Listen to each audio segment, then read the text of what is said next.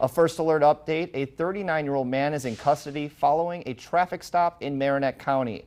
After an investigation, officials arrested the man in connection to multiple offenses, including manufacturing and delivering more than 40 grams of cocaine.